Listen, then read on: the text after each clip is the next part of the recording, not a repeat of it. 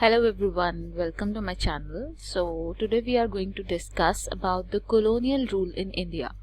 India में colonial rule कैसे आया, मतलब कैसे ये जो यूरोपियंस थे वो इंडिया की तरफ क्यों आए, कैसे इन्होंने इंडिया के ऊपर राज किया, ये सारी चीज़ें हम इन लेक्चर सीरीज में जानेंगे। तो फिलहाल आज हम देखने वाले हैं कॉलोनियल रूल के बारे में कि कैसे इंडिया में यूरोपियंस आए, कैसे the coming of Europeans. Basically आपको पता होगा कि जब जो अरेबियन पेनिनसुला है वो बेसिकली लाई करता है बिटवीन इंडिया एंड अपना यूरोप, है ना। तो अरेबियन पेनिनसुला में क्या था कि जो अरब ट्रेडर्स थे उन्होंने यूरोपियंस को बिल्कुल अपनी टेरिटरी से ट्रेड करने से बिल्कुल मना कर दिया था। बिल्कुल भी ट्रेड हो नहीं सकता था अरेबियन पेनिनसुला के थ्रू, क्योंकि अरब के जो ट्रेडर्स थे उनकी मोनोपोली थी। एक तरीके से उन्होंने मोनोपोलाइज्ड कर लिया था पूरी ट्रेड को। जब उन्होंने पूरी ट्रेड को मोनोपोलाइज्ड कर दिया तो यूरोपियंस को एक नया रास्ता ढूंढना पड़ा। इंडिया से उन्हें ट्रेड तो करना था क्योंकि उन्हें स्पाइसेस चाहिए थी, बहुत सारी चीज़ें चाहिए थी, टेक्सटाइल चाहिए थे, कॉटन वगैरह, ये सारी चीज़ें चाहिए थी। तो उन्हें नया रास्ता ढूंढना पड़ा। अब नया रास्ता, अगर लैंड से उन्हें कोई ट्रेड करने नहीं दे रहा है तो उनके पास ऑप्शन क्या बचता है? उनके पास ऑप्शन बचता है कि वो सी के थ्रू ट्रेड रूट ढूंढे, इंडिया तक पहुंचने का ट्रेड रूट सी के थ्रू ढूंढे। और इसीलिए बहुत सारे एक्सकवेशंस हुए जो मतलब सी के थ्रू मतलब ये जो सेलर्स थे डिफरेंट डिफरेंट यूरोपियन कंट्रीज के, वो इंडिया की खोज में, मतलब ईस्टर्न पार्ट में आने चाइना तक पहुंचने के लिए, इंडिया तक पहुंचने के लिए और कंट्रीज तक पहुंचने के लिए निकल पड़े। ठीक है, जब ये निकले तो उसमें सबसे पहले थे पुर्तगीज, थे वास्को डी गामा। तो वो 1498 में इंडिया के कोस्ट पे पहुंचे, इंडिया के तट पर पहुंचे, और वहां से स्टार्ट होता है यूरोपियंस का इंडिया में घुसना। तो कॉलोनियल इंडिया के बारे में हम देख लेते हैं। Colonial India is part of Indian subcontinent which was under the control of European colonial powers through trade and conquest। जो colonial India जब हम बोलते हैं तो colonial India का मतलब है कि पूरा इंडियन सबकॉन्टिनेंट, मतलब इंडियन सबकॉन्टिनेंट, बांग्लादेश, अपना नेपाल, ये नेपाल बोल रही हूँ, पाकिस्तान, ये सारा एरिया, अफगानिस्तान, ये जो पूरा एक इंडियन सबकॉन्टिनेंट जो है, तो ये पूरा एरिया इनके अंडर में था, यूरोपियन कंट्रोल में था। The first European power to arrive in India was Macedonian army of Alexander in 327 to 326 BC। पहली बार जो कोई आर्मी इंडिया में आई थी वो एंशियंट इंडिया में आई थी। एंशियंट इंडिया में वो भी चंद्रगुप्त मौर्य के टाइम पर, नंदाज, चंद्रगुप्त मौर्य, इनके टाइम पर आई थी। वो थी अलेक्जेंडर की आर्मी। तो उन्होंने कोई सच इंडिया पे कब्जा करना या ऐसा जैसे कि बाद में हुआ वैसा कुछ नहीं किया था, बट हाँ अपने टेरिटरी उन्होंने एक्सपैंड करी थी। Later, trade was carried between Indian state and the Roman Empire by the Roman sailor। तो जो रोमन सेलर्स हुआ करते थे वो इंडिया और यूरोप के बीच में पूरी ट्रेड किया करते थे, रोमन एम्पायर के बीच में पूरी ट्रेड हुआ करती थी।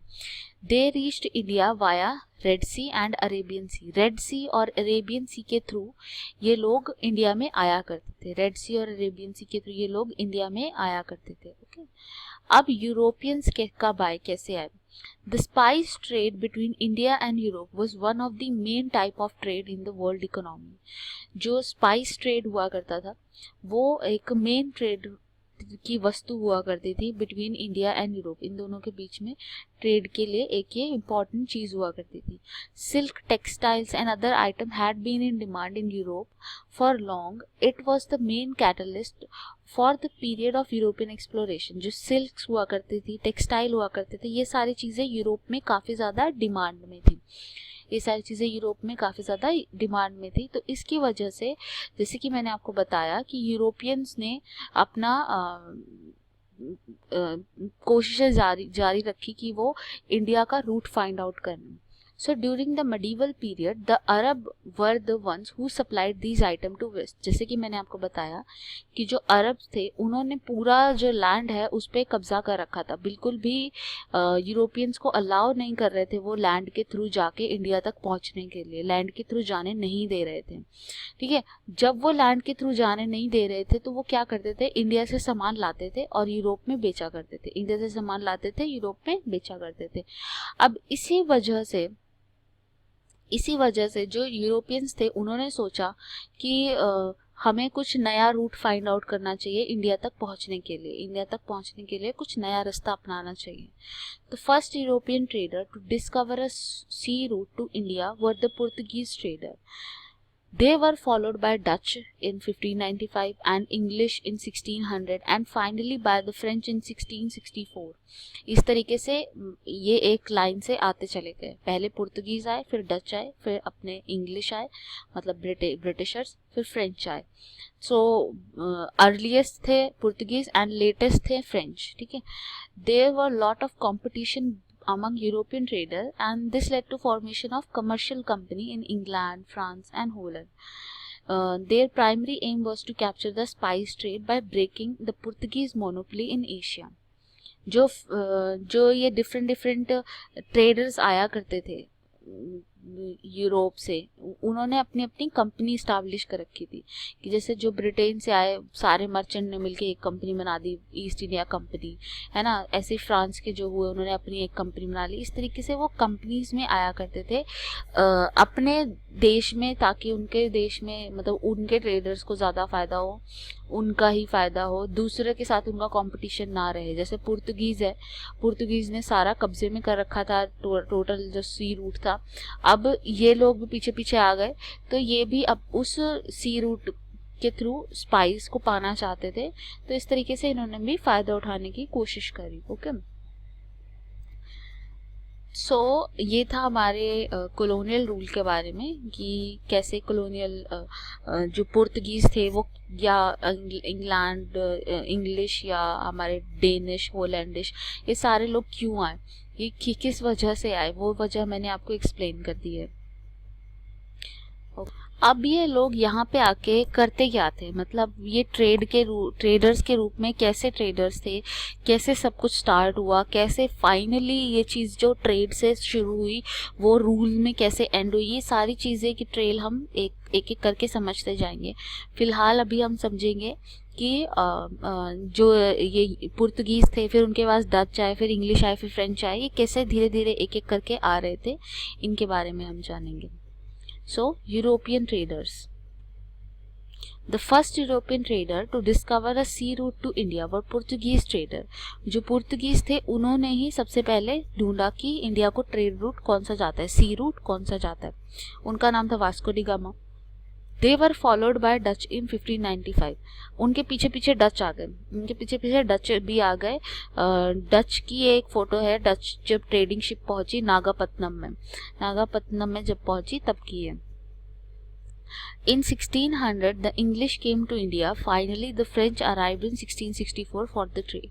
अब 1600 में ईस्ट इंडिया कंपनी जो है वो आ जाती है, इंग्लिश कंपनी जो है, ब्रिटेन वाले लोग जो है वो आ जाते हैं, और फिर उसके बाद पीछे पीछे फ्रेंच भी आ जाते हैं 1664 में।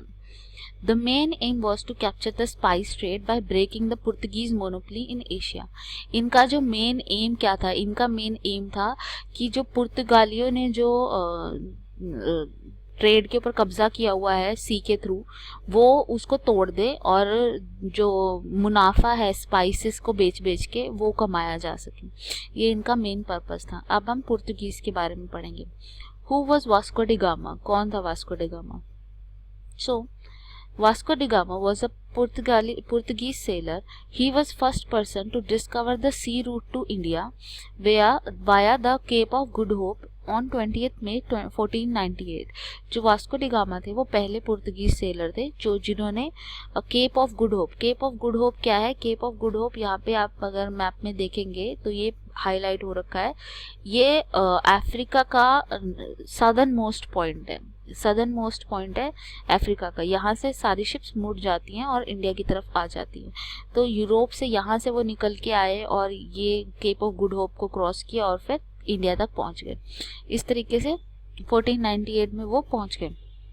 He arrived at Calicut, a city on the Malabar coast in Kerala, और वहाँ से वो कालीकट में पहुँचे, केरला का जो कालीकट है वहाँ पर। Portuguese conquest of Goa. The Portuguese soon established political power along the Malabar coast of South India. इन्होंने Malabar coast of South India पे कब्जा करने की अच्छे से सोची, अच्छे से इन्होंने ट्राई भी करी है वहाँ पे कब्जा करने की, और कर भी लिया था। जो गोवा था वो 1961 तक इन्हीं के कब्जे में था।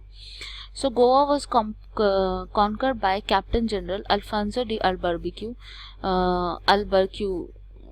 and became the center of commercial and political power in India in 1510। जो गोवा था उसको कैप्चर कर दिया गया था बाय द अल्फांसो डी अल्बर्क्यू। अल्बर्क्यू ने गोवा में कब्जा किया इन 1510 में ये सारी चीज़ें हो गई थी। उसके बाद they controlled Goa for nearly 4.5 century. उन्होंने गोवा को 400 साल तक कंट्रोल किया है। टिल 1961 गोवा उनके कब्जे में था। ठीक है, नेक्स्ट है द डच कौन थे, ये कहाँ से आए, कैसे पहुंचे? The first fleet of Dutch reached India in 1595। After 7 years in 1602 Dutch east India company is form. ये डच ईस्ट इंडिया कंपनी है जो कि पहुंची थी इंडिया में ट्रेड करने के लिए। कब? 1595 में। ठीक है, they manage to establish trading factories along the Indian coast. इन्होंने भी इंडियन कोस्ट के अलोंग फैक्ट्रीज बनाई अपनी, जो ट्रेड करने के लिए फैक्ट्रीज है, सेटलमेंट है बेसिकली। फैक्ट्रीज क्या होती हैं? सेटलमेंट्स, तो वो बनाई। They establish their first factory at Masulipatnam. Masulipatnam में इन्होंने पहली फैक्ट्री बनाई 1605 में। उसके बाद पुलिकोट, फिर सूरत, फिर नागापट्टनम में किया। उसके बाद these places on the Indian coast became centre of international trade in spices, cotton, sugar, silk and indigo. तो ये जो सारी जगह हैं, सूरत, मसूलीपट्टनम, पुलिकोट, नागापट्टनम, ये सारी की सारी ट्रेड सेंटर बन गई, ये ट्रेड का सेंटर बन गई। अब है बैटल ऑफ बेडारा। किस किस के बीच में बैटल ऑफ बेडारा हुआ? The battle of Bedara also known as battle of Chinsurah.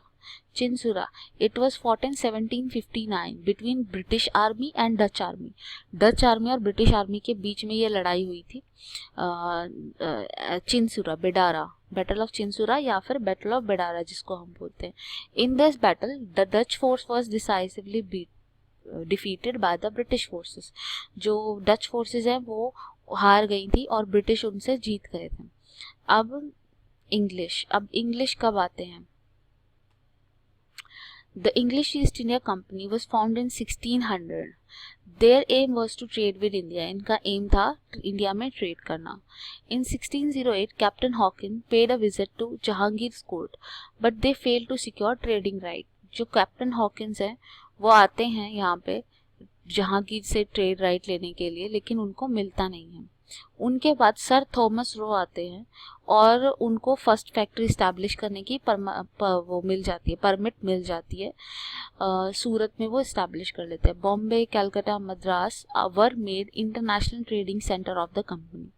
जो बॉम्बे, कोलकाता, मद्रास थे उनको क्या बना दिया गया? Trading centre of the company के ट्रेडिंग सेंटर बना दिए गए। Next, English trade settlement. ये काफ़ी सारी प्लेसेस हैं जहाँ पे इंडियन ट्रेड सेटलमेंट हुई। जैसे कैम्बे है गुजरात में, सूरत है गुजरात में, बॉम्बे है, कारवार है, अपना किन्नौर है, फोर्ट सेंट डेविड है, नेल्लौर, मसूलीपट्टनम, पिपली, फोर्ट विलियम बंगाल में, हुगली बंगाल में, ये सारी जगहें हैं जहाँ पे इन्होंने अपने अपने सेंटर इस्टेब्लिश किए। फिर औरंगजेब का फरमान आता है। क्या आता है? इन 1691 इंग्लिश वर ग्रांटेड फरमान by Aurangzeb which exempted the British company for paying custom duty in Bengal। जो औरंगजेब होता है वो इनको एक छूट दे देता है कि आप लोगों को कस्टम ड्यूटी नहीं पे करनी पड़ेगी। कस्टम ड्यूटी लगती है ना, जब कोई सामान किसी देश से आता या जाता है तो कस्टम ड्यूटी लगती है उसके ऊपर, तो इसलिए वो महंगा पड़ जाता है, लोकल सामान से ज़्यादा महंगा पड़ जाता है। तो यहाँ पे ज़्यादा से ज़्यादा प्रॉफिट कमाने के लिए इन्होंने, अंग्रेज़ों ने अपने सामान के ऊपर से ड्यूटीज़ जो टैक्स लगते थे वो ख़त्म करवा दिए। तो इसलिए क्या हुआ, उनका सामान सस्ता हो गया और वो यहाँ इंडियन मार्केट्स में बहुत धड़ल्ले से बिकने लगा। ठीक है। तो यहाँ पे ये हुआ फर्रुख सैयार फरमान। अब फर्रुख सैयार ने क्या किया, in 1717 the Mughal emperor Farrukh Seyar granted the British another farman. By getting extension of these privileges, the English established their trading center in Gujarat and Deccan. They brought silver bullion and copper to pay for transaction in the early year of trade with the Indian merchant. जो ये फारूक सियार ने, अभी औरंगजेब ने तो बंगाल में इनको right दिया था, राइट, अब फारूक सियार ने इन्हें डेक्कन और गुजरात में भी कुछ राइट दे दिए, जिसकी वजह से इन्होंने डेक्कन और गुजरात में भी अपने ट्रेडिंग सेंटर खोल लिए। The French East India Company was founded in 1664 to compete with English and Dutch East India Company. इनका खुद का भी आपस में एक दूसरे के साथ कंपटीशन रहता ही था, ठीक है, तो फ्रेंच भी आ गए। They also established naval bases in island of Bourbon, Mauritius, and in the Indian Ocean. They flourished initially till 1706, but afterward declined. ठीक है, 1706 तक फ्लरिश हुआ, बट उसके बाद ये डिक्लाइन हो गया। Around the middle of the 18th century, English and French trade interests clashed in Carnatic in South India. This led to 3 Anglo-French war called Carnatic Wars. 3 war हुए एंग्लो फ्रांस, अंग्रेज़ों और French के बीच में, इनको बोलते हैं कर्नाटिक वॉर। 3 कर्नाटिक वॉर्स हुए। Robert Clive help the English East India Company to defeat the French and उन्होंने फिर फाइनली निकाल दिया। ये हमारा बहुत ग्रेट डिटेल में दिया हुआ है, पूरी कहानियाँ हैं कि कैसे कैसे लड़ाई हुई, कैसे रॉबर्ट क्लाइव ने हेल्प किया अंग्रेज़ों को कि वो फ्रेंच को हरा सके, कि पूरा पहले फ्रेंच जीत रहे थे तो वो बाद में कैसे हार गए, 3 वॉर हुए। तो ये सारी चीज़ें काफ़ी डिटेल में हैं, वो हम हमारे जब NCERT कोर्स आप बोलेंगे तब उसमें होगा। अभी के लिए इतना ही। Thank you so much.